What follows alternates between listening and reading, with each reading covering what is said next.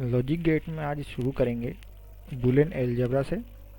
Boolean algebra एक mathematical logical Boolean algebra एक ऐसा सिस्टम है जिसमें मैथमेटिकल लॉजिक्स यूज़ करते हैं और इसमें दो एलिमेंट यूज़ होते हैं, 0 और 1, और इसमें दो बाइनरी ऑपरेटर्स यूज़ होते हैं जैसे और एंड, और इसमें एक यूनिनरी ऑपरेटर नॉट यूज़ होता है। तो इसमें बहुत से रूल्स और लॉज इस्तेमाल किए जाते हैं। सबसे पहले है एक्सियोम्स के बूलियन अलजेब्रा के लॉ, जिसमें सबसे पहले आता है एंड ऑपरेशन। जैसे कि इसमें हमने लिया है 0 का एंड ऑपरेशन जिसका आंसर है 0, और फिर 0 और 1 का एंड ऑपरेशन करेंगे तो आंसर आएगा 0। 1 और 0 का करेंगे तो आएगा 0, और 1 और 1 का करेंगे तो आएगा 1। और ऑपरेशन में हम करेंगे कि 0 और 0 का ऑपरेशन परफॉर्म करेंगे तो आंसर 0 आएगा। 0 और 1 का और ऑपरेशन परफॉर्म करेंगे जिसमें प्लस माइनस प्लस का साइन यूज़ होता है, तो इसको हम 1 आंसर आएगा इसका। और फिर इसके बाद 1 प्लस 0 करेंगे तो इसका आंसर आएगा 0, इसका आंसर आएगा 1, और 1 प्लस 1 करेंगे तो इसका आंसर आएगा 1, क्योंकि इसमें कोई किसी एक को देखते हैं। इसके बाद है नॉट ऑपरेशन। नॉट ऑपरेशन में इसमें 1 और 0 का कॉम्प्लीमेंट यूज़ होता है, जैसे 1 का कॉम्प्लीमेंट 0 है और 0 का कॉम्प्लीमेंट 1 है। इसके कुछ लॉज हैं, जैसे कि एंड ऑपरेशन में कॉम्प्लीमेंटेशन लॉ। इसमें सबसे पहले देखेंगे 0 का कॉम्प्लीमेंट होगा 1, 1 का कॉम्प्लीमेंट होगा 0, और अगर a की वैल्यू 0 है तो a बार की वैल्यू 1 होगी। If a is equal to 1 तो फिर a की बार की वैल्यू 0 होगी, और अगर a का के ऊपर डबल बार दिया जाता है तो उसकी वैल्यू a आती है। इसके बाद है एंड लॉज। एंड में कौन कौन से लॉज यूज़ होते हैं? एंड का a का अगर 0 से एंड ऑपरेशन करें तो 0 आएगा, नल लॉ इसे कहते हैं। a का लॉ एंड ऑपरेशन करेंगे 1 से तो इसका आंसर आएगा a का एंड ऑपरेशन करेंगे a से तो इसका आंसर आएगा a, और फिर a का a बार से एंड ऑपरेशन करेंगे तो आएगा 0। Communicative law. कम्युनिकेटिव लॉ में a प्लस b और का इज इक्वल टू मानेंगे b प्लस a, और फिर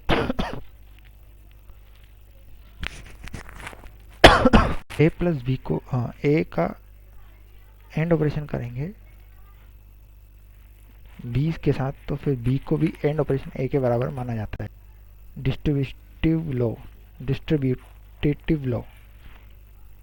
अगर a का b प्लस c से मल्टीप्लिकेशन करेंगे तो इसका आंसर आएगा ए बी प्लस ए सी, और इसका दूसरा एग्जांपल है a plus B C is equal to A plus B A plus C. Associative law. इसमें क्या होता है कि एक इक्वेशन लेते हैं a प्लस बी का ब्रैकेट, और फिर इसका एडिशन करेंगे c के साथ तो a प्लस बी प्लस सी भी इसे ऐसे लिख सकते हैं। ये लॉज आगे हमें काम आएंगे। दूसरी इक्वेशन है a का एंड ऑपरेशन b के साथ और फिर c, इसको हम b का c ऑपरेशन के साथ भी लिख सकते हैं।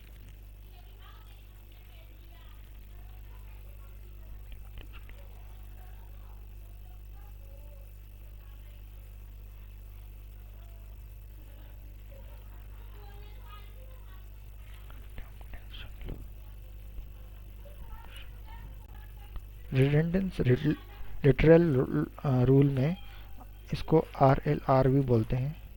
इसमें क्या होता है कि a plus A bar b के a प्लस b के बराबर है ना, और a का हम मल्टीप्लिकेशन करेंगे a बार प्लस b के साथ तो इसका आंसर a भी आएगा, और ये इसके बराबर भी माना जाएगा। उसके बाद है एडम्प्टोप्टेंस लॉ। इसमें क्या है कि a का a से अगर इंटू करेंगे तो a आएगा, और a का a से प्लस करेंगे तो a आएगा आंसर। ये सब लॉ हमें आगे काम आएंगे। Absorption law. एब्जॉर्प्शन लॉ में हम a प्लस a का b से इंटू करेंगे तो आंसर a आएगा, और a का हम इंटू करेंगे ए प्लस बी का होल ब्रैकेट से, आंसर ए आएगा। कॉन्सेंसस थ्योरम, पहली थ्योरम में ये बताया गया है कि A B plus A bar C plus B C is equal to A B plus A bar C. इसको हम प्रूफ करेंगे कि ये इक्वेशन कैसे सही है। तो हम A B plus A bar सी को एल एस कर देंगे और A B plus A bar सी को हम एल एस कर देंगे, एल एच एस कर देंगे, और A B plus A bar C plus B C को हम प्रूफ करेंगे कैसे ये इसके बराबर है। तो A B plus A C A bar C plus B C हम अलग अलग लिख देंगे, जैसे कि A B plus A bar सी को बी सी को हम ए प्लस बी ए बार भी लिख सकते हैं। इसके बाद हम A B plus A bar C plus B C A plus B C A लिख सकते हैं, क्योंकि ए बी और ए सी को हम एज इट इज लिख देंगे। और फिर इसके बाद ये बी ए से इंटू हो जाएगा और ए बार इस से इंटू हो जाएगा। ए बी को हम वन से इसको हम फिर सिंप्लीफाई करेंगे तो ए बी बाहर आ जाएगा और 1 और एक सी अंदर रह जाएगा, तो 1 प्लस सी बन जाएगा। उसके बाद फिर ये ए बार सी और फिर इसमें से ए बार सी और 1 प्लस बी अलग अलग हो जाएंगे। फिर इसको हम ऐसे लिख सकते हैं ए बी का इंटू 1 प्लस ए सी का इंटू 1 और फिर इसके बाद ए बी प्लस ए बार सी। तो ये प्रूफ हो गया। इसके बाद हम थ्योरम 2 को प्रूफ करेंगे। ए plus B A bar plus C B plus C A plus B A bar plus सी, इसको हम प्रूफ करेंगे। तो ए प्लस बी को और ए बार प्लस सी को हम एल एच एस लिख देंगे। उसके बाद हम ए प्लस बी ए बार प्लस सी और बी प्लस सी को हम प्रूफ करेंगे। तो ए bar plus A C plus B A bar plus B C को हम बी प्लस सी भी लिख सकते हैं, जैसे कि इसमें इंटू किया है ए का ए से और ए का सी से, फिर बी का ए से ए बार से, बी का बी सी से और फिर बी सी लिख दिया यहाँ पे। फिर इसके बाद फिर हम शॉर्ट करेंगे, ए सी लिख देंगे, फिर बी सी, फिर ए बी कॉमन निकाल के, फिर उसके बाद ए बी सी, ये प्लस हो गए हैं तो ए बी सी बी सी, फिर ए बार ए बी, फिर ए सी, फिर बी सी, फिर प्लस ए बी सी। उसके बाद A C plus B C plus A bar, ये इक्वेशन आएगी। फिर आर एच एस लेंगे, जैसे कि ए प्लस बी को हम ए बार प्लस सी को हम ऐसे लिखेंगे, A bar plus A C plus B C plus A bar B. ये सब इंटू होकर इक्वेशन बनी है, तो हम लिखेंगे ए सी बी सी, फिर ए बार ए, फिर ए बार बी, फिर ये प्रूफ हो गया।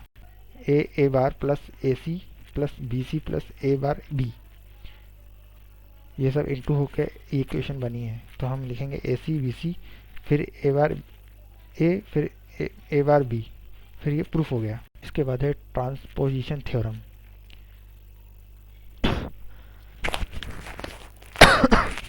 इसके बाद है ट्रांसपोजिशन थ्योरम।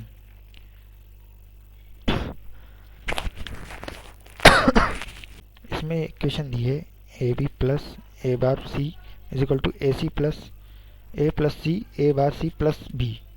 तो आर एच एस लेंगे, तो आर एच एस को हम साइड में रखेंगे, ए बी प्लस ए बार सी को, और A plus C A bar plus B को हम लेंगे। ए बार प्लस सी ए बार को हम मल्टीप्लिकेशन करने के बाद ये इक्वेशन आएगी। फिर इसके बाद ये फिर हम इसको ऐसे लिख देंगे कि ए बार सी और फिर B plus A B plus B C, A bar C plus A B plus B C और ए प्लस ए बार का होल ब्रैकेट। ये कैसे आया है? ये ऐसे आया है कि ये एज इट इज लिख दिया और फिर बी सी को ए से अलग कर दिया, फिर A B plus A B C, ये इंटू करके लिखने के बाद आएगा, फिर ए बार बी सी, फिर इसके बाद ए बी प्लस ए बार सी, ये प्रूफ हो गया। ए बी प्लस ए बार सी, ये प्रूफ हो गया। उसके बाद है डी मॉर्गन थ्योरम। पहला लॉ बताता है कि ए प्लस का होल बार बताता है कि ए बार इंटू बी बार को इसको कहते हैं कि सम का कोई कॉम्प्लीमेंट होता है तो वो प्रोडक्ट के इंडिविजुअल कॉम्प्लीमेंट को दिखाता है। दूसरा लॉ है A plus B is equal to A bar plus B bar, कि ए, ये लॉ ये बताता है कि ए और बी का जो प्रोडक्ट है उसका कॉम्प्लीमेंट उसके ए बार प्लस बी का इंडिविजुअल कॉम्प्लीमेंट्स सम के इंडिविजुअल कॉम्प्लीमेंट बताता है। इसका हम एग्जांपल देखेंगे। तो ए प्लस बी ए बार प्लस को हम इक्वेशन लेंगे तो y को हम एक साइड लेंगे और फिर इसको हम इंटू करेंगे ए से ए बी से, फिर बी को ए बार से, फिर बी को बी से। तो इसको इस तरह से लिखेंगे कि ए प्लस बी, ए को हम इस तरह लिखेंगे और फिर बी को कॉमन लेंगे ए से और फिर ए बार से, और फिर बी को साइड ले लेंगे, फिर ए को ए और बी को फिर 1, इसको फिर इन दोनों का आंसर 1 आएगा और बी को ऐसे ही लिख देंगे, फिर ए प्लस बी, तो इसका आंसर आएगा A plus B. Property of Boolean algebra पढ़ेंगे। तो इसकी पहली प्रॉपर्टी है ड्यूलिटी। तो ये इक्वेशन दी है एक्स का और वाई प्लस जेड का होल ब्रैकेट, इसके X Y plus Z X Z के बराबर है। तो इसमें जो दूसरी इक्वेशन दी हुई है, ये इसके जो पहला लॉ है ड्यूलिटी, ये बताती है कि जो बाइनरी ऑपरेटर्स है वो आइडेंटिटी एलिमेंट्स से इंटरचेंज हुए हैं, और इस प्रिंसिपल को कहते हैं ड्यूलिटी प्रिंसिपल। और इसमें ये बताया गया है कि ये जो ऑपरेटर्स हैं ये इंटरचेंज हुए हैं और एंड के बीच में जो वंस और से ज़ीरो से हुआ है और ज़ीरो को 1 से इंटरचेंज करता है। जैसे कि एक एग्जांपल है, तो एक एक्स प्लस एक्स बार 1 के बराबर है, तो एक्स का और एंड ऑपरेशन एक्स का बार होके 0 के बराबर हो जाएगा। ये एक इक्वेशन दी हुई है। उसका सोल्यूशन ये है कि ए प्लस बी और X Y plus X Y bar X के बराबर है। इसकी ड्यूलिटी प्रॉपर्टी यूज़ करेंगे तो ये X plus Y bar X के बराबर हो जाएगा। X plus X bar Y is equal to X plus Y, X bar plus Y is equal to X plus Y के बराबर हो जाएगा, क्योंकि इसमें ऑपरेटर इंटरचेंज हुए हैं। जैसे कि इसमें ऑपरेटर प्रेसिडेंस ये टॉपिक है, इसको हम पढ़ेंगे। तो इसमें ये दिया हुआ है कि जो प्रेसिडेंट ऑपरेटर्स होते हैं बुलियन एक्सप्रेशन के, उसमें पैरेंथेसिस, नॉट, एंड और ऑपरेशन परफॉर्म होते हैं। तो किसी भी एक्सप्रेशन के अंदर पैरेंथेसिस होता है तो वो पहले सॉल्व किया जाता है और उसके बाद फिर कॉम्प्लीमेंट, फिर उसके बाद एंड ऑपरेशन और फाइनली और ऑपरेशन। तो इसके बाद हम कॉम्प्लीमेंट ऑफ फंक्शन पढ़ेंगे। तो कॉम्प्लीमेंट फंक्शन में एफ है वो एफ बार लिखा जाएगा, जो कि इंटरचेंज होगा 0 1 के लिए और 1 0 के लिए। तो इसकी वैल्यू एफ है। डी मॉर्गन थ्योरम को फॉलो करती है ये। तो जैसे कि x1 x2 x3 xn का बार x बार को हम और ऑपरेशन से भी रिप्लेस कर दिया है इसको। फिर जैसे इसमें और ऑपरेशन परफॉर्म किया था ये एंड ऑपरेशन में रिप्लेस हो गया।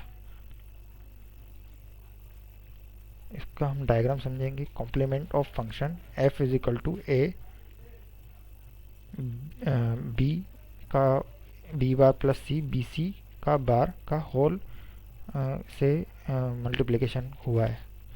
तो हम इक्वेशन लेंगे इसको हम एफ बार से और उसका होल बार से रिप्रेजेंट करेंगे। तो ए का बार हो जाएगा, फिर बी का बार प्लस बी सी का बार, तो ए प्लस बी सी का whole bar into B C का बार का होल बार, फिर ए बार बी का इन सब का बार हट जाएगा और इनका जिस पे बार नहीं है वो उस पे बार लग जाएगा। एफ बार को हम फिर से लिखेंगे, फिर ए बार, फिर B C plus B bar C bar, ऐसे लिखेंगे। तो इसका हम फिर इम्प्लीमेंट डायग्राम भी इम्प्लीमेंट करेंगे। तो हमने लिया एक्स और वाई का नॉट ऑपरेशन, उसके बाद फिर वाई, तो फिर आउटपुट आएगा X not X bar Y. ऐसे करके जो इक्वेशन है, जैसे कि एक्स वाई का एक्स का नॉट लेंगे तो इसका और एंड ऑपरेशन परफॉर्म करेंगे, तो एक्स इंटू वाई का वायर, जैसे ये एंड ऑपरेशन परफॉर्म करेंगे इसमें एक्स और वाई में दोनों में नॉट लिया है, तो एक्स नॉट का and bar is equal to X plus Y का होल बार। और इसको हम और से परफॉर्म करेंगे तो एक्स और वाई लेंगे और फिर इसके बाद फिर इसका एक्स प्लस वाई का होल बार आंसर आएगा। ऐसे ही हम इसमें और गेट यूज़ करेंगे, तो एक्स वाई का एक्स का नॉट कॉम्प्लीमेंट लेंगे और फिर ये X plus X bar plus Y का, ऐसे ही सारे गेट इसमें इम्प्लीमेंट किए गए हैं। इसे आप देख के यूज़ कर सकते हैं, समझ सकते हैं। हम बुलियन फंक्शन को ऐसे समझ सकते हैं कि सबसे पहले उसमें एक ट्रूथ टेबल होती है जिसमें लॉजिक्स लिखे रहते हैं, लॉजिक सर्किट के वही वैल्यू लिखी रहती है, उसको हम समझते हैं। फिर उसको ट्रूथ टेबल को हम बुलियन एक्सप्रेशन में कन्वर्ट करते हैं। उसके बाद फिर हम उसके गेट्स में अकॉर्डिंग उसको हम बनाते हैं। तो एक एग्जांपल लिया है, जैसे कि एक सर्किट है जिसमें ए बी सी इनपुट्स हैं और उनका एक आउटपुट है वाई। तो मेजॉरिटी है कि उसमें इनपुट ए बी सी होगा और उसके बाद फिर उसके नंबर ऑफ ज़ीरो उसके नंबर ऑफ ज़ीरो होंगे, तो उसमें Y is equal to zero है, तो A B C are having more ones और वाई वन होगा। जैसे कि ये डायग्राम है ए बी सी, इसमें मेजॉरिटी सर्किट्स का यूज़ किया गया है और इसका आउटपुट वाई है। हम इसमें बुलियन अलजेब्रा का यूज़ करेंगे, जैसे ए बी सी है, इसका total number combinational truth table उसमें है 2 टू द पावर 3, क्योंकि इसमें 1 और 0 यूज़ किया है तो 3 है, तो इसका 3 पावर लगेगी तो इसका आंसर 8 आएगा। तो इसमें 8 वैल्यूज दिखेंगी। तो कोई भी जो कॉम्बिनेशन सर्किट होता है उसका आउटपुट 1 आता है और अगर 0 आता है तो इसके इनपुट के कॉम्बिनेशन को हम देखेंगे तो उसका आउटपुट 1 आता है, तो उसको मिन टर्म कहेंगे। और इसके जैसे ही जो इनपुट कॉम्बिनेशन होता है इसका आउटपुट अगर 0 आता है तो उसको हम मैक्स टर्म बोलेंगे। तो मिन टर्म में क्या होता है, वो उसको प्रोडक्ट के टर्म में देखा जाता है और उसके वैसे ही नेक्स्ट टर्म में हम उसको सब के टर्म में देखेंगे। तो उस एक आउटपुट आता है y का इक्वल 1, तो उसी रो में हम देखेंगे कि 4 6 7 8 मान के चलेंगे। तो इसका जो मिन टर्म का कॉम्बिनेशन है वो 0 1 1 1 0 1 1 1 0 1 1 1 बुलियन अलजेब्रा में देखा जाएगा। तो और एक उसमें 1 इनपुट देते हैं तो उसको ए बी सी और फिर 0 इनपुट दिया जाता है। तो इसको हम ऐसे लिखेंगे कि ए बी सी का कॉम्प्लीमेंट को हम ए बी सी और ए बी सी ऐसे लिख सकते हैं। तो बुलियन अलजेब्रा का जो भी है उसका जो मिन टर्म है वगैरह है उसको हम लिखेंगे A bar plus B C plus A B bar C plus A B C bar plus A B C.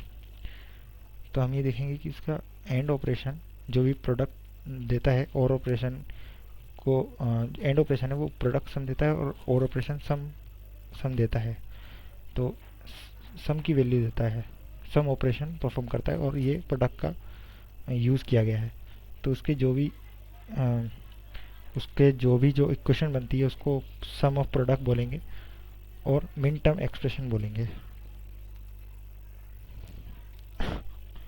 Min term operation होता क्या है कि ये एक decimal equivalent input binary combination होता है ना। तो इसमें क्या होता है कि सम ऑफ प्रोडक्ट में sum of P P O S Boolean algebra use होते हैं। तो वाई का आउटपुट ज़ीरो होगा। तो इसका एग्जांपल है जैसे कि अपन ने लिया है कॉम्बिनेशन कोई 0 और 1 का, तो 0 0 0 0 0 1 0 1 0 1 0 0 और इसका नेक्स्ट टर्म होगा 1, नेक्स्ट टर्म 1 होगा जो कि दिखाएगा ए बी और सी को।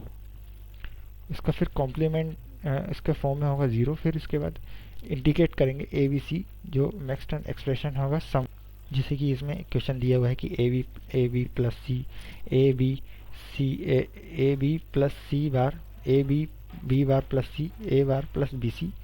तो इसमें ये एक मैक्स टर्म ये एक ये एक इंडिविजुअल सम ऑफ प्रोडक्ट्स है और इसको हम मैक्स टर्म के साथ लिखेंगे। तो y is equal to A plus B C A plus B plus C bar A plus B bar plus C और A bar plus B C. तो हम इसका प्रोडक्ट ऑफ सम करेंगे। तो ये हमने कर दिया इसके साथ और फिर उसका मैक्स टर्म एक्सप्रेशन ऐसे निकालेंगे कि एक और तरीका इसमें पाई m 0 1 2 4 फिर m0 m1 m2 m4